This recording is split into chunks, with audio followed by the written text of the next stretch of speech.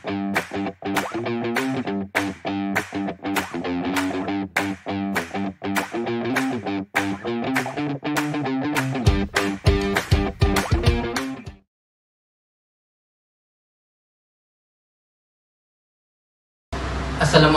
dan salam Malaysia Madani. Waalaikumsalam warahmatullahi wabarakatuh. Terima kasih atas kesudian Puan untuk meluangkan masa bagi sesi wawancara bersama kami.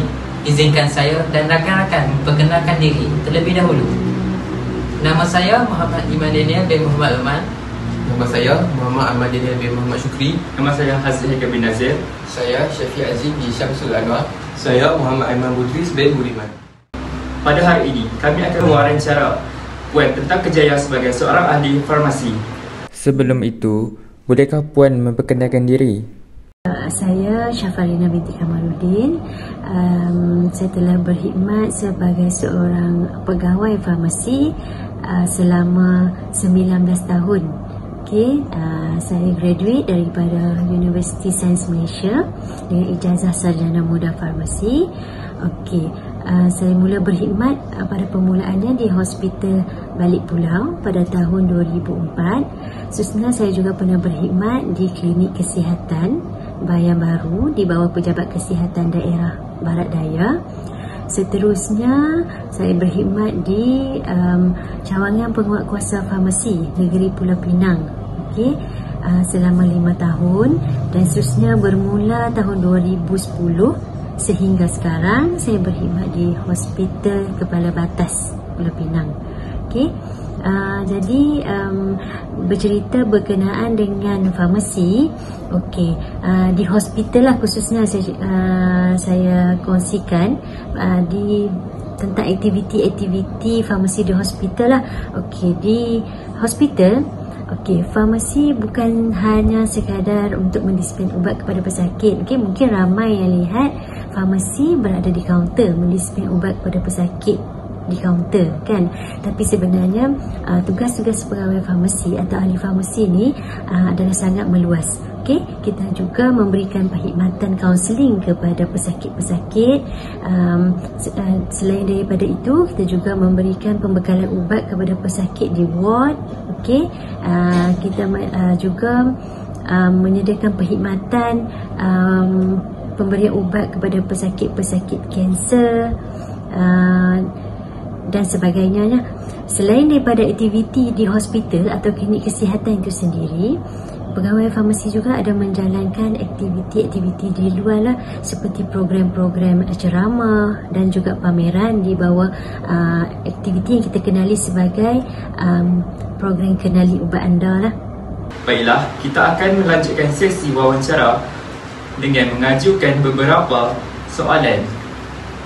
Apakah syarat kelayakan dan cara untuk menjadi seorang ahli farmasi?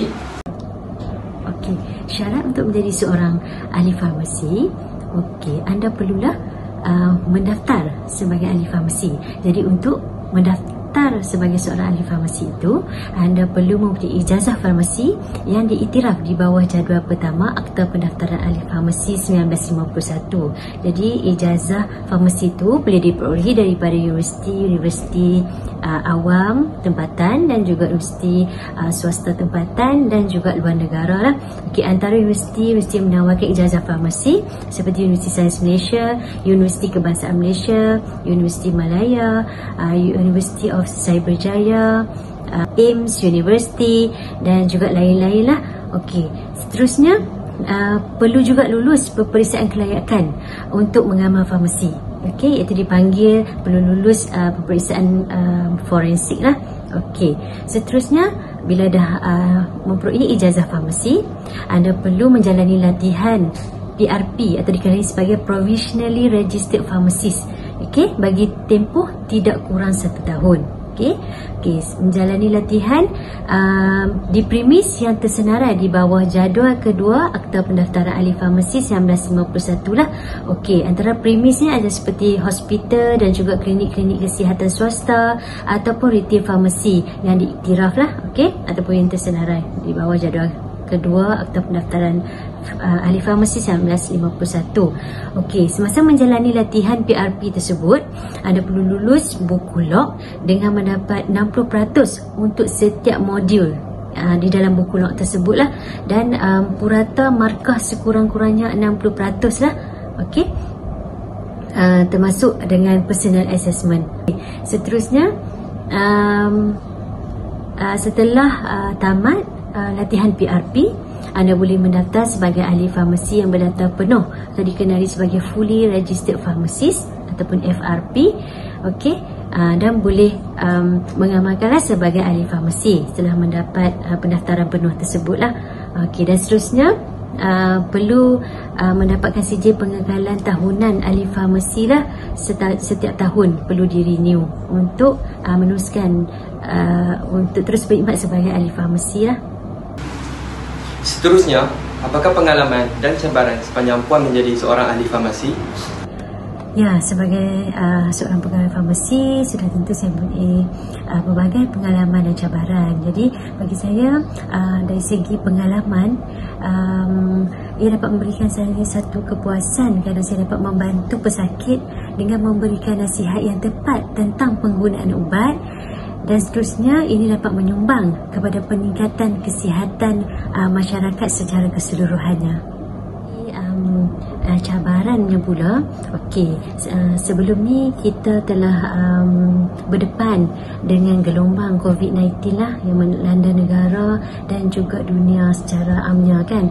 Jadi pada masa tersebut cabaran sangatlah hebat. Jadi okey, tidak terkecuali pegawai farmasi juga terkesanlah dalam memberikan rawatan kepada pesakit COVID khususnya.